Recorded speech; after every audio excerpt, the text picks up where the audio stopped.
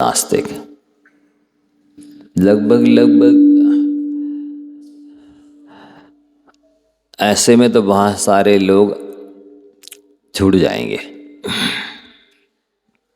आस्तिक और नास्तिक की परिभाषा ये है कि जो आत्मा को परमात्मा को मानता है, स्वर्ग नरक को मानता है, पुण्य पाप को मानता है, वो तो कहलाता है आस्तिक।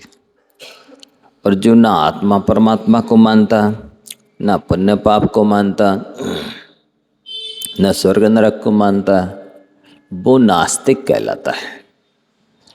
तो हम मंगलाचरण कर रहे हैं, इसका मतलब है कि हम आस्तिक हैं, क्योंकि हम आत्मा परमात्मा को मानते हैं, स्वर्ग नरक को मानते हैं, पुण्य पाप को मानते हैं, अपने उपकारियों के उपकार को मानते हैं।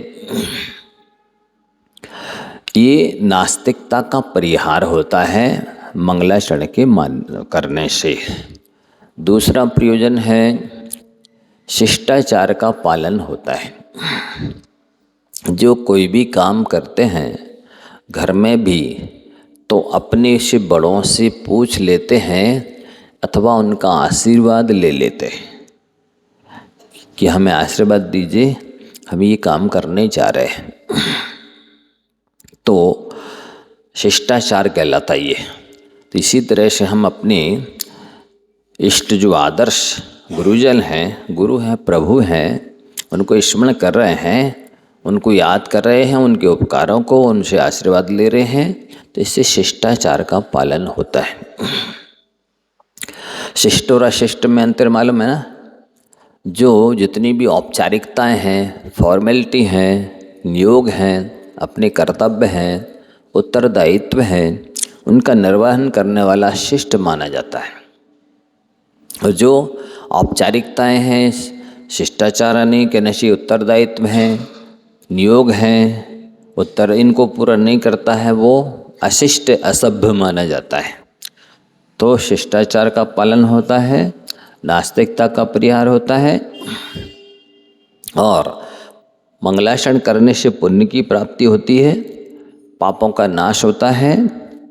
4, और निर्विघ्न कार्य की सिद्धि होती है। इसके लिए मंगलाचरण किया जाता है। समझ गए?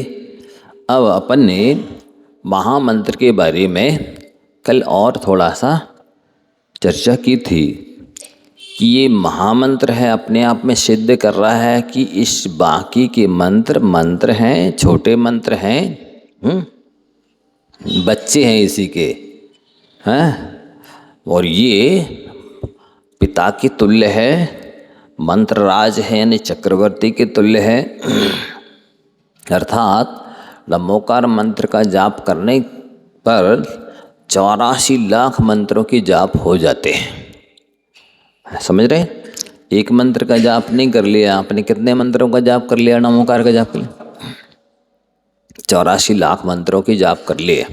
उसमें 24 तीर्थंकर, सभी छोटे बड़ा बाबा, बड़े बाबा इत्यादि सब गर्वित हैं। नमोकार से बाहर जिन शासन कुछ भी नहीं है। अभी हम विस्तार से सिद्ध करेंगे कि नमोकार मंत्र क्या चीज़ है।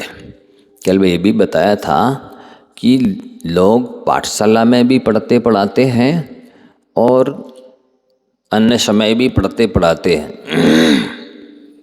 खुद बोलते ही भी हैं ये महामंत्र है, अनादि निधन मंत्र है, ना इसकी शुरुआत हुई है ना अंत होगा, मूल मंत्र है। माने जितने मंत्र हैं दुनिया में, 3 लोक 3 काल के सारे मंत्र इसी से निकले हैं।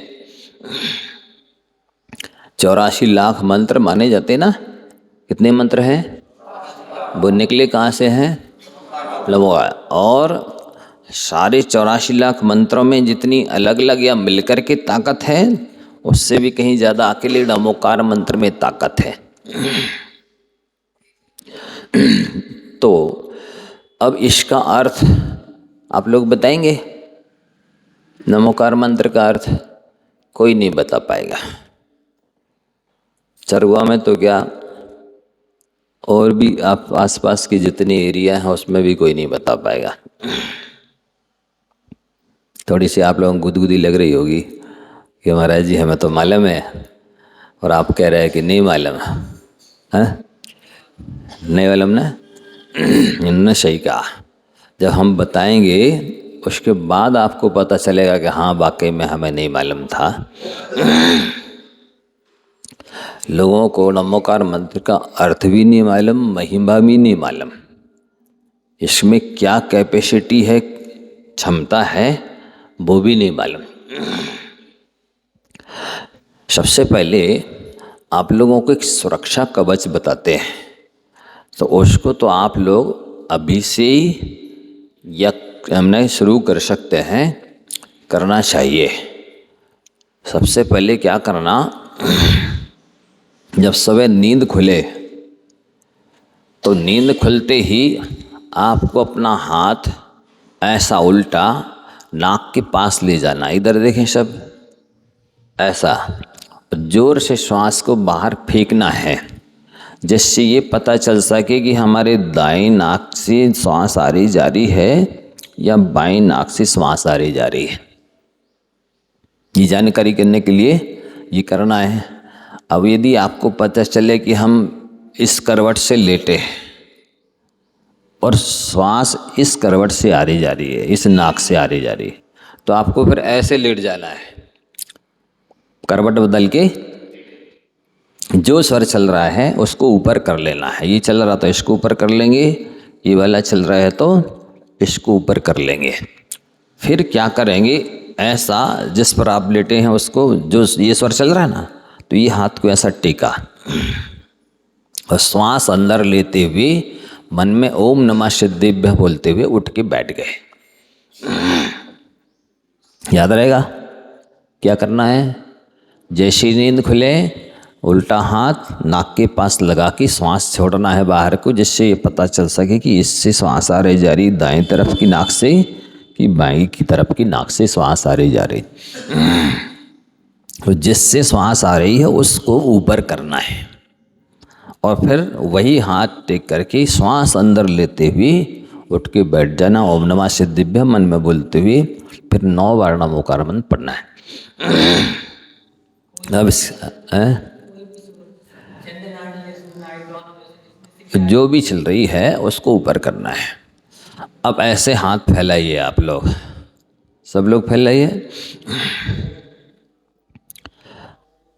अब क्या करना है, श्वास को अंदर लेते हुए मन में नमो रिहंताणम बोलना है और अब आपको जो ऊर्जा हाथ में आ गई है उससे अपने मस्तिष्क को कवर्ड करना है इस तरह से और नेगेटिव ऊर्जा को बाहर फेंक देना है। इसके बाद श्वास छोड़ देना है। समझ गए। अब जब नॉर्मल हो गए फिर पुनः ऐसे करना है, मन में नमो सिद्धाणम बोलना है। अब आपके हाथ में सिद्ध परमेष्ठ की ऊर्जा है, उससे अपने पूरे चेहरे को कवर कर लीजिए, निगेटिव ऊर्जा को बाहर फेंक दीजिए, श्वास छोड़ दीजिए। पुनः नॉर्मल हो गए तब फिर से मन में नमो आयरियाणम बोलना है, श्वास अंदर लेते हुए। अब आपके हाथ में आचार्य परमेष्ठी की ऊर्जा है, उससे पूरे शेष शरीर को कवर्ड कर लीजिए, निगेटिव ऊर्जा को बाहर फेंक दीजिए, श्वास छोड़ दीजिए। करिए अभी भी। नॉर्मल हो जाने के बाद में श्वास लेते हुए नमो वैज्ञाणम मन में बोलना है, श्वास अंदर लेना है। आपके हाथ में उपाध्याय परमेष्ठी की ऊर्जा है, 4 शस्त्र लैस बॉडी गार्ड है। 2 को इस तरह खड़ा कर दीजिए, 2 को आगे और 2 को पीछे खड़ा कर दीजिए, नेगेटिव ऊर्जा को नीचे फेंक दीजिए, श्वास छोड़ दीजिए। फिर नॉर्मल हो गए, पुनः हाथ फैलाए, मन में नमो लोहे सब साहुणम बोलना है। आपके हाथों में साधु परमेष्ठी का ऊर्जा आ चुकी है, इसको जमीन से ऐसा टेकिए, थोड़ा सा ऊपर उठ जाइए। आपके शरीर के नीचे वज्र की भूमि बन चुकी है। फिर निगेटिव ऊर्जा को छोड़ करके श्वास छोड़ दे। अब यदि दायां स्वर चला है तो दाएं हाथ से, और बायां स्वर चल रहा है तो बाएं हाथ से श्वास अंदर लेते हुए और मन में ऐसो पंचनमो यारो शब पावा पड़ाशलो मंगलानम च शब्बेशम पड़मम हवे मंगलम। ऐसा 3 बार कर लेंगे, फिर सांस छोड़ देंगे। आपके शरीर के चारों ओर 3 परकोटे बन गए हैं। जैसे पहले राजा महाराजाओं की जो माने रनवास या उनका जो मुख्य स्थान होता था राज दरबार, उसकी चारों ओर 3 परकोटे होते थे, जिससे कोई भी शत्रु अंदर नहीं आ सकता। इस तरह के 3 परकोटे आपके चारों तरफ बन गए हैं। अब ये आप सुबह 3 बार भी कर सकते हैं, चाहे तो 1 बार भी कर सकते हैं, अथवा 1 बार सुबह, 1 बार दोपहर में, 1 बार शाम को कर सकते हैं, अथवा 3 बार सुबह, 3 बार दोपहर, 3 बार शाम। आपको जितनी सेफ्टी सुरक्षा की आवश्यकता हो उतना कर सकते हैं। ये आपका सुरक्षा कवच 24 घंटे के लिए बन गया। दूसरे दिन पुनः सुबह उठ करके ये प्रक्रिया अपनानी है। अब इस महामंत्र के द्वारा स्वास्थ्य लाभ भी प्राप्त किया जाता है। इसको जब आप लोग एक लोग 3 लोगों को और लेके आएंगे तब बताएंगे, आज नहीं बताएंगे। अब महामंत्र का अर्थ बताया जा रहा है। उच्चारण कैसे कहते हैं? नमो अरिहंताणम कि नमो अरहंताणम कि नमो अरुहंताणम। यदि अरिहंताणम बोलते हैं तो क्यों बोलते हैं, वो क्यों सही है? अरहंताणम क्यों नहीं बोलना चाहिए, वो क्यों गलत है? अरुहंताणम क्यों नहीं बोलना चाहिए, वो क्यों गलत है? ये आपको पता होना चाहिए ना। कोई बताएगा क्यों अरिहंताणम बोलना चाहिए और 2 की नहीं बोलना चाहिए? देखो मैंने कहा था ना कि ना अर्थ आता है, ना भावार्थ आता है, ना उसका पावर मालूम है, ना जैसी श्रद्धा भक्ति होना चाहिए वैसी श्रद्धा भक्ति है। अब ये जो लोग अभिषेक शांति धारा करके भागते हैं पूजा करके, क्या लाभ मिलेगा उनको? कितना मिलेगा बताइए? अर्थ भावार्थ समझेंगे तो एक दिन में पूरी जिंदगी का जितना लाभ नहीं मिल पाएगा उतना एक दिन में मिल जाएगा। उनको समझाइए आप। देखो हम बताते हैं, 3 पाठ हैं और वो तीनों ही सही हैं। अब किस अपेक्षा से सही हैं आप ध्यान से सुने। जब हम नमो अरिहंताणम बोलते हैं तो अरि का अर्थ शत्रु होता है। अरि का अर्थ शत्रु होता है। अभी वास्तव में इन संसारी प्राणियों को हमारा शत्रु कौन है यही नहीं पता। अभी तो वो अज्ञान से किसी स्त्री या पुरुष को शत्रु मानते हैं और वस्तुतः वास्तविक अपने शत्रु अपने अंदर बैठे हैं। वास्तविक शत्रु जो हैं, सच्चे और पक्के और शत्रु हैं, वे हैं कर्म। कौन है? उन कर्मों में भी घातीय कर्म है। 8 कर्म है ना, ज्ञानवर्ण, दर्शनवर्ण, वेदनीय, मोहिनी, आयु, नाम, गोत्र, अंतराय। ये जो 8 कर्म है इनमें से 4 तो घातीय कहलाते हैं और 4 अघातीय कहलाते हैं। ज्ञानावरण, दर्शनवर्ण, मोहिनी और अंतराय, ये 4 घातीय कर्म कहलाते हैं।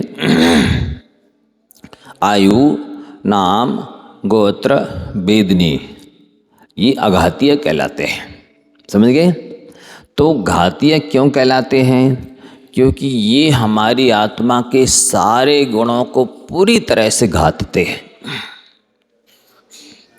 सब सुन रहे हैं ना ध्यान से? एक तो नियम आप लोगों को लेना चाहिए कि हम प्रवचन सुनते समय कोई भी आएगा जाएगा उसको नहीं देखेंगे।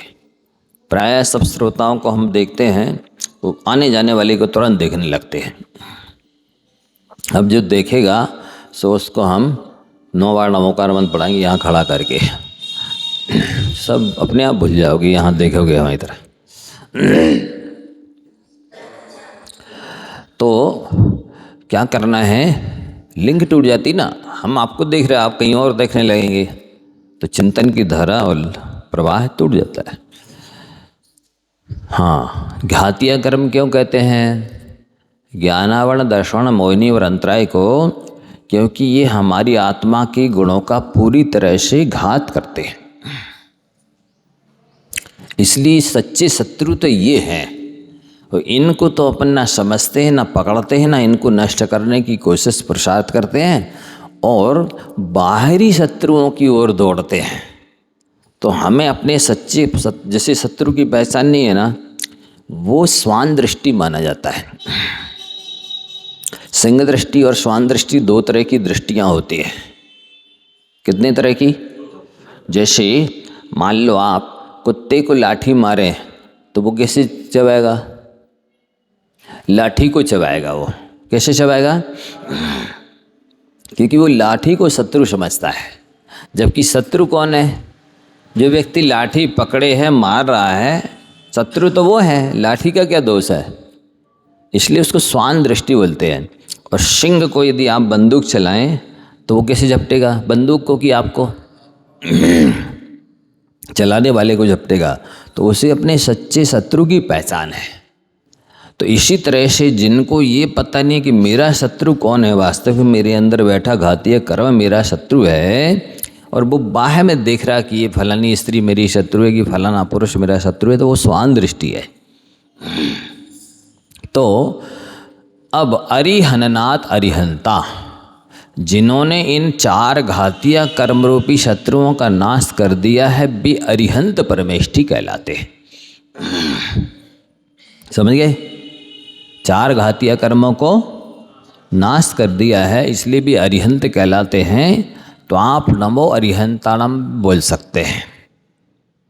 दूसरा अरहंताणम शब्द है, तो ये बोल सकते हैं कि नहीं बोल सकते हैं? तो किस अपेक्षा से बोल सकते, इसका क्या अर्थ है?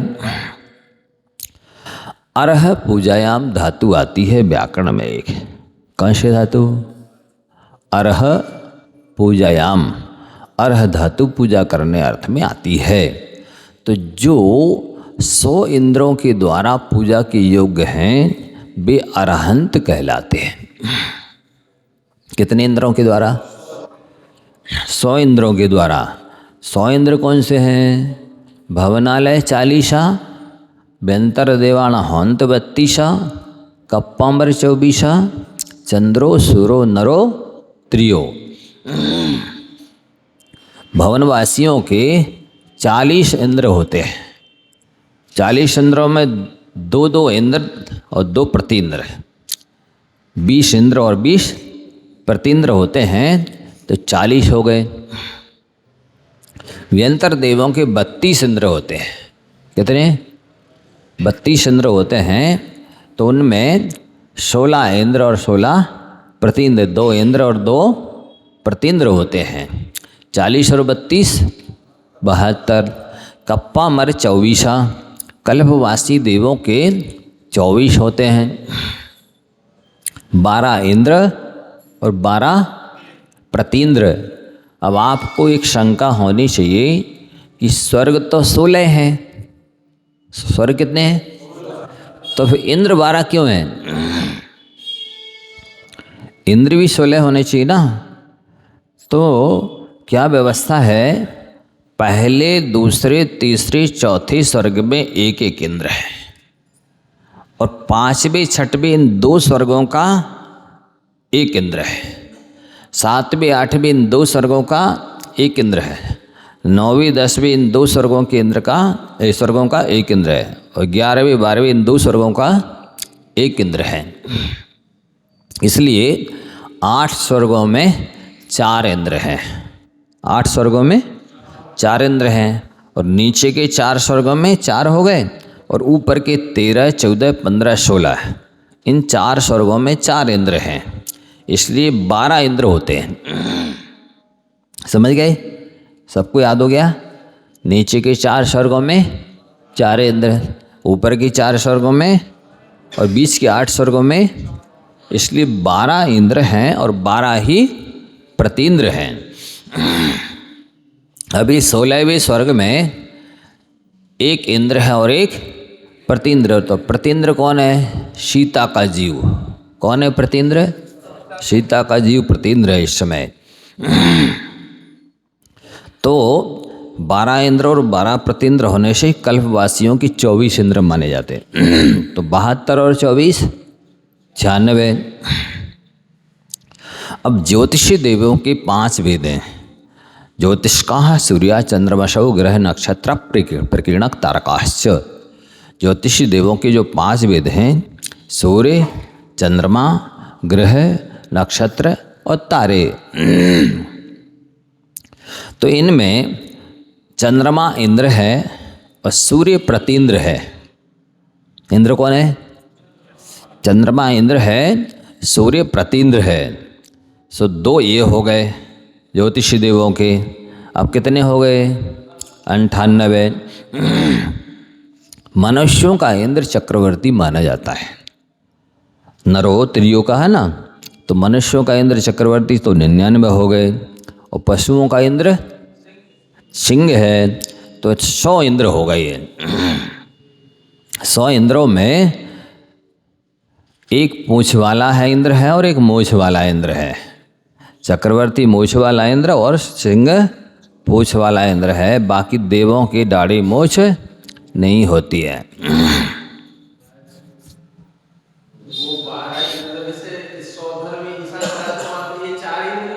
हाँ हाँ, लांता का पिष्ट का 1, शुक्र महाशुक्र में 1, सतार सहस्रार में 1, तो 60 स्वर्गों की 4, फिर आनत प्राणत आरणा अच्युत इन 4 की 4, 12 इंद्र 12 प्रतीन्द्र, ऐसा। तो इन 100 इंद्रों के द्वारा भगवान अरहंत देव पूज्य हैं, पूजा के योग्य हैं, विधान के योग्य हैं, इसलिए उन्हें अरहंत कहते हैं। तो नमो अरहंताणम भी आप बोल सकते हैं। ये ठीक है। तीसरा अरुहंत शब्द भी आता है। तो अरुहंत शब्द का क्या अर्थ होता है, क्यों बोल सकते हैं? तो वो ये है, व्याकरण में एक रोह आरोहण धातु आती है। कौन सी धातु? रोह उगने अर्थ में, जैसे जमीन से पौधा है, वृक्ष उगता है ना, इस अर्थ में। अथवा ये जो संसार के प्राणी हैं, जन्म लेते हैं फिर मरते हैं, फिर जन्म लेते हैं फिर मरते हैं, तो ये रोहना कहलाता, उगना कहलाता है। तो अपन सभी तो उगते हैं, जन्म मरण करते हैं, लेकिन अरिहंत भगवान जन्म मरण से रहित हो गए। अरहंत भगवान कितने दोषों से रहित हैं? 18 दोषों से। कितने दोषों से? जन्म, जरा यानी वृद्धावस्था, तिरखा यानी प्यास, क्षुधा यानी भूख, इन सब से रहित है भगवान। जन्म, वृद्धावस्था, भूख, प्यास। विस्मय यानी आश्चर्य नहीं होता भगवान को। आप तो कोई चीज़ देखेंगे तो अरे ऐसा है, ये विस्मय हो गया। अरति, उनको अप्रीति नहीं होती किसी से, खेद भी नहीं होता है, निद्रा नहीं आती है, चिंता नहीं होती है, पसीना नहीं आता, राग द्वेष मरण, ये 18 दोष नहीं है। जन्म, जरा, तिरखा, क्षुधा, विस्मय, आरत, खेद, रोग, शोक, मद, मोह, भय, निद्रा, चिंता, श्वेत, राग द्वेष और मरणयुत, ये 18 दोष ना ही होता अरहंत के, सो छवि लागत मोस है नहीं। केवल ज्ञान हो जाने के बाद में ये 18 दोषों का अभाव हो जाता है। तो 18 दोषों से रहित हैं। अब 18 दोषों से रहित हो गए हैं, इसलिए उनका जन्म मरण नहीं होगा। तो जन्म मरण से जो रहित होते हैं उनको अरुहंत बोलते हैं। नारोहति इति अरुहा, जो अब उगेंगे नहीं, अर्थात जन्म मरण नहीं करेंगे, तो नमो अरुहंताणम भी बोल सकते हैं। पूज्य गुरुनाम गुरु ज्ञान सागर जी महाराज, आचार्य गुरुदेव के गुरु गुरुनाम गुरु आचार्य ज्ञान सागर जी महाराज, जब कभी 3 बार नमोकार मंत्र बोलते थे, तो एक बार बोलते थे नमो रिहंताणम, दूसरी बार बोलते थे नमो अरहंताणम, और तीसरी बार बोलते थे नमो अरुहंताणम, जिससे कि अरिहंत परमेष्ठी के जो गुण हैं, जो विशेषताएं हैं, वो सब ख्याल में आ जाती थी, ध्यान में आ जाती थी। उन सब के प्रति श्रद्धा भक्ति नमन बंधन हो जाता था। तो ये 3 तो शब्द से निकलने वाले अर्थ हैं, नमो अरिहंताणम, नमो अरहंताणम, नमो अरुहंताणम। तीनों प्रकार के पद ठीक है, समझ में आ गया आपको। अब आप कोई भी बोल सकते हैं, कोई बाधा नहीं है। अब इतनी अर्थ नहीं है। अब इसमें आते कौन कौन से अरिहंत परमेष्ठी हैं। जब अपन नमो अरिहंताणम बोलते तो किन किन को हमने याद कर लिया, किन किन को हमने स्मरण कर लिया, किन किन को नमन कर लिया है, किन किन की जाप कर ली है, ये भी तो पता होना चाहिए ना। तो नाम निक्षेप के अरिहंत परमेष्ठी भी आते हैं। जहाँ जहाँ लिखा है ऋषभनाथ जिनेन्द्राय नमः, ऋजनाथ जिनेन्द्राय नमः, शंभवनाथ जिनेन्द्राय नमः, है ना, अथवा नमो अरिहंताणम, अथवा नमो जिणाणम, जहाँ जहाँ लिखा है तो वो नाम निक्षेप के भूत, वर्तमान और भविष्य संबंधी अनंत अनंत अरिहंत परमेष्ठी हो जाएंगे। कितने हो जाएंगे? नाम निक्षेप के भूत, भविष्य, वर्तमान काल संबंधी 3 लोक 3 काल संबंधी अनंत अनंत अरिहंतों को नमन हो रहा एक बार नमो अरिहंताणम बोलने पर। अब स्थापना निक्षेप के अरिहंत परमेष्ठी, स्थापना निक्षेप के अरिहंत परमेष्ठी मालूम कितने हैं? देखो, स्थापना एक तो अकृत्रिम जिनालयों में स्थापना है और दूसरा कृत्रिम जिनालयों में स्थापना है। तो कृत्रिम जिनालय कहाँ कहाँ पर हैं? पूरे 2.5 द्वीप में। कहाँ पर हैं? कृत्रिम स्थापना। तो वो कृत्रिम स्थापना जो की गई है मनुष्यों के द्वारा, राजा महाराजा चक्रवर्ती इत्यादि के द्वारा, वे 3 लोक 3 काल संबंधी अनंत अनंत अरिहंत परमेष्ठी हो जाएंगे। कितने हो जाएंगे? तो उन कृत्रिम प्रतिमाओं को भी अनंत अनंत को नमो अरिहंताणम बोलते ही नमस्कार हो रहा है। और अकृत्रिम कितने हैं? बोलो। अकृत्रिम सुनो, बहुत से तो पता चलेगा नहीं कितने बहुत हैं। आप लोग 3 लोक संबंधी कृत्रिम अकृत्रिम जिनालयों की पूजा करते होंगे। इसमें आता है 7,72,00,000 सुभवन जिन पाताल में, मध्यलोक में 458 जजो अगमल टाल के, अब 1,84,57 अधिक और 23 कहे, विन संख्य ज्योतिष व्यंतरालय तेज जो मनविष्ठ है। समझ में आया क्या कहा? 7,72,00,000 अधोलोक में इस चित्रा पृथ्वी के 3 भाग हैं। कितने हिस्से हैं? पहले भाग का नाम खर भाग, दूसरे का पंक भाग, तीसरे का बहुल भाग। इस खर भाग में 7 प्रकार के व्यंतर, 9 प्रकार के भवनवासी देव रहते हैं। कितने? खर भाग में 9 प्रकार के भवनवासी, 7 प्रकार के व्यंतर रहते हैं उनके। और इस पंक भाग में भवनवासियों का एक भेद असुर कुमार और व्यंतरों का एक भेद राक्षस, ये दूसरे भाग में रहते हैं। असुर और राक्षस कहाँ रहते हैं? पंक भाग में। खर भाग में कौन रहते? 9 प्रकार के भवनवासी, 7 प्रकार के व्यंतर। पंक भाग में कौन रहते हैं? असुर और राक्षस। और इस बहुल भाग में 30 लाख बिल हैं जिनमें असंख्यात नारकी रहते हैं। कौन रहते? नारकी रहते हैं। एक अंत दिन वहाँ की व्यवस्था बताएंगे, क्या सिस्टम है वहाँ का नरक का। जब तक नहीं बताएंगे तब तक आपको वास्तविकता पता नहीं चलेगी क्या फैसिलिटी वहाँ है और क्या ले जानी है। समझ रहे? शास्त्रों में लिखा है 90% स्त्रियां नरक में जाने से नहीं डरती और लगभग 50% पुरुष नरक में जाने से नहीं डरते। उसकी वजह क्या है कि उन्हें पता नहीं है कि वहाँ की व्यवस्था क्या है, वहाँ क्या होता है, कितने समय तक होता है, कैसा होता है, किस किस प्रकार का होता है, ये सब कुछ पता नहीं है। इसलिए वे निस्संक निर्भय होकर के विषय कषाय में आरंभ परिग्रह में लगे रहते 24 घंटे। इसलिए बताना जरूरी है।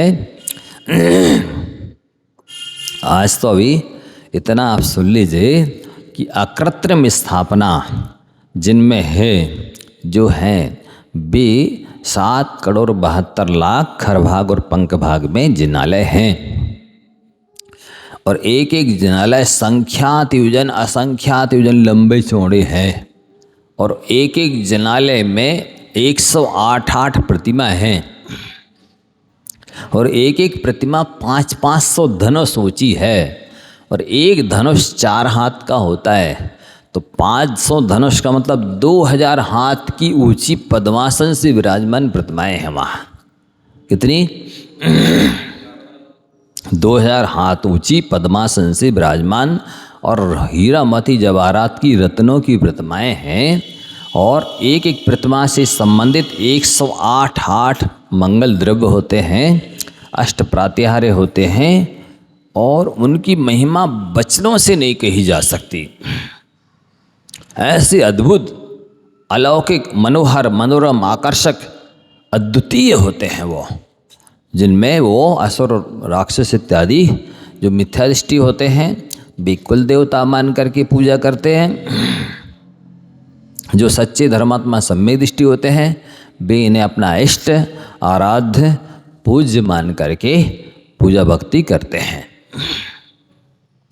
7,72,00,000 शुभभंजन पाताल में। मध्यलोक में कितने हैं? 458। कितने हैं? अब भी 458 कहाँ कहाँ पर हैं? सुनो, आपको ये तो मालूम होगा ही कि 3 लोक हैं संसार में। एक संसार के लोक कितने हैं? 3 लोक हैं। संसार कितना बड़ा है? 14 राजू उतंग नव लोक पुरुष संठान या में जीव अनादि तय भरमत है बिंधन। ठीक है? धन के बिना भरमत है, यश के बिना भ्रमत है, फैसिलिटी के बिना भ्रमत है कि लौकिक पढ़ाई लिखाई के बिना भ्रमत है? बताओ कैसे भ्रमण कर रहा है? भ्रमत है बिन ज्ञान। क्या लिखा है? बिना ज्ञान के भ्रमण कर रहा है ये जीव। कहाँ भ्रमण कर रहा है? 14 राजू प्रमाण लोक में। राजू किसे कहते हैं? किसी का नाम राजू हो तो वो नहीं बता देना हैं? सुनो, राजू की परिभाषा सुनो। एक देवता जो पलक झपकाने में जितनी देर लगती है उतनी देरी में संख्यात योजन चला जाता है। कितनी योजन? एक देवता पलक झपकाने में जितनी देर लगती है उतनी देर में संख्यात योजन चला जाता है। वो देवता 6 महीने तक चले और जहाँ पहुँचेगा उतना बड़ा एक राजू होता है।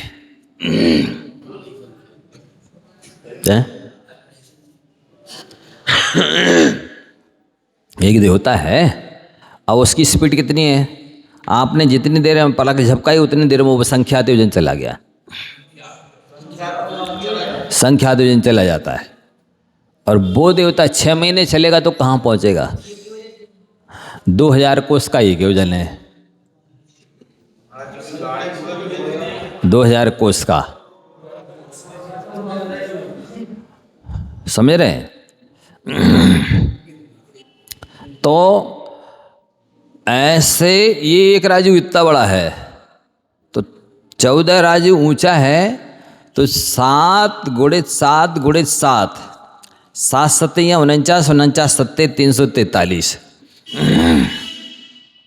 पूरा घनफल निकालेंगे जब लोक का संसार का, तो 343 घन राजू प्रमाण निकलेगा।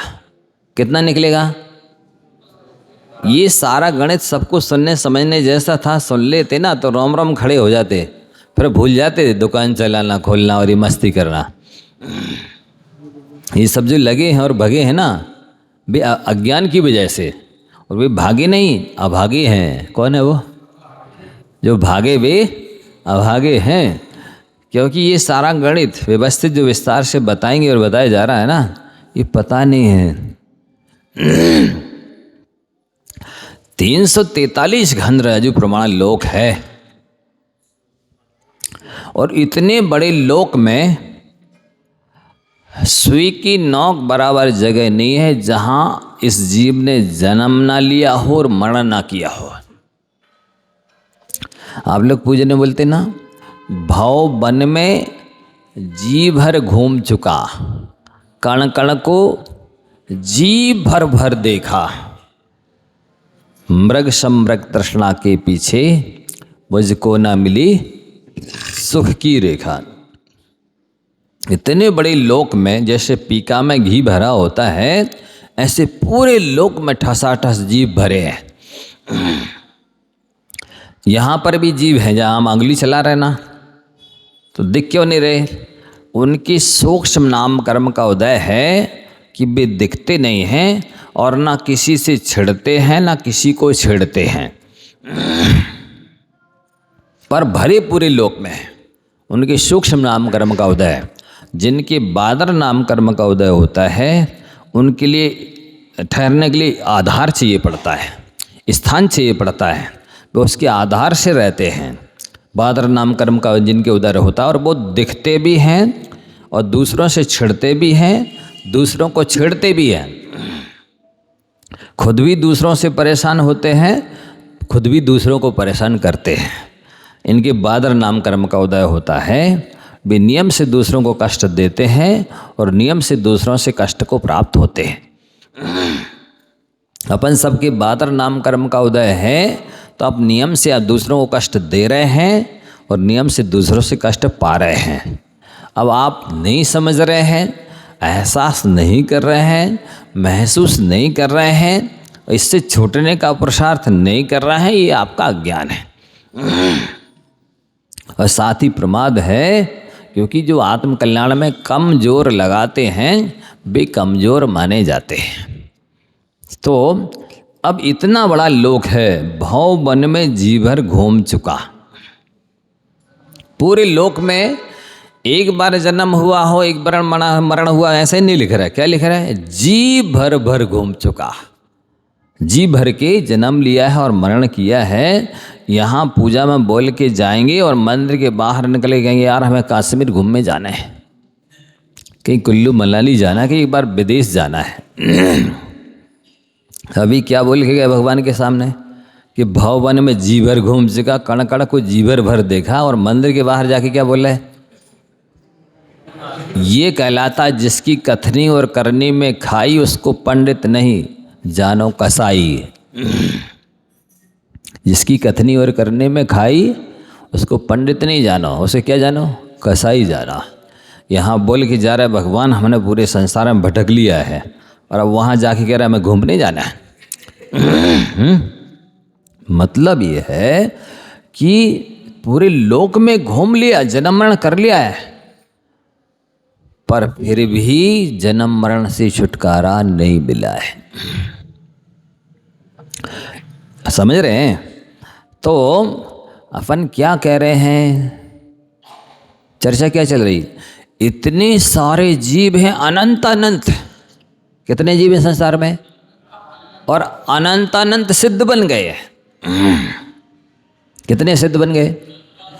अनंत अनंत सिद्ध बन गए। अनंत अनंत भी अनंत अनंत प्रकार का है, अनंत भी अनंत प्रकार का है, असंख्यात भी असंख्यात प्रकार का है, और संख्यात भी संख्यात प्रकार का है। तो अनंत अनंत जीवों में अनंत अनंत तो अकेले एक इंद्रिय है, असंख्यात असंख्यात 2 इंद्रिय, असंख्यात असंख्यात 3 इंद्रिय, असंख्यात असंख्यात 4 इंद्रिय, असंख्यात असंख्यात असैनी पंचेंद्रिय, सैनी पंचेंद्रिय संख्यात हैं। उन सब जीवों में ये वीतराग देव शास्त्री के सामने बैठने का सौभाग्य आपको मिला है। ये योग्यता, ये उच्च कुल, ये अनुकूलता आपको मिली है। कल्याण करने की क्षमता आपके पास है। अब आगे की चर्चा आगे करेंगे, समय हो गया है। आप सभी पूरा सुनेंगे, विधिवत सुनेंगे, रोज़ सुनेंगे तो बहुत कुछ मिलेगा, बहुत कुछ समझ में आएगा।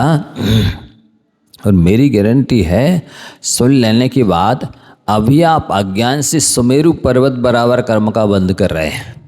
जब ज्ञान हो जाएगा तो इसी स्टेज में, इसी स्थान में आपको राई के दाने बराबर कर्म का बंद होगा। समझ में आ रहा है? अज्ञान से कितना कर्म बंद कर रहे हैं? सुमेरु पर्वत बराबर। और जब प्रवचन सुन लेंगे, क्लास सुन लेंगे तो फिर कितना कर्म बंद होगा? घर नहीं छूटेगा, कुछ छूटेगी नहीं दुकानदारी, सब ज्यों का त्यों रहेगा, केवल दृष्टि बदल जाएगी, ज्ञान बदल जाएगा, श्रद्धान बदल जाएगा, और आप राई के दाने बराबर कर्म बंद करेंगे। अब आप बताइए, प्रवचन सुनना, क्लास सुनना महत्वपूर्ण है कि नहीं है? कहाँ अज्ञान से सुमेरु पर्वत बराबर कर्म बांध रहे और कहाँ पर राई के दाने बराबर बांधोगे? आप अभिषेक पूजा करके भाग रहे, महत्व नहीं समझ रहे प्रवचन का। ये जानकारी देने का कर्तव्य आप सबका है कि नहीं? उन अज्ञानियों को जानकारी दो कि भैया ये लाभ होने वाला है, और प्रवचन क्लास मत छोड़ो। बताइए, है कि नहीं आप सबका कर्तव्य? तो बताना, और सब लोग एक एक जन 3-3 जन को लाना, है ना? ये ठिकाना कुछ है नहीं हमारा, हमको नहीं पता है कब तक यहाँ रुकना है, जब तक आपका पुण्य रोक ले, है ना? जा वाणी के ज्ञान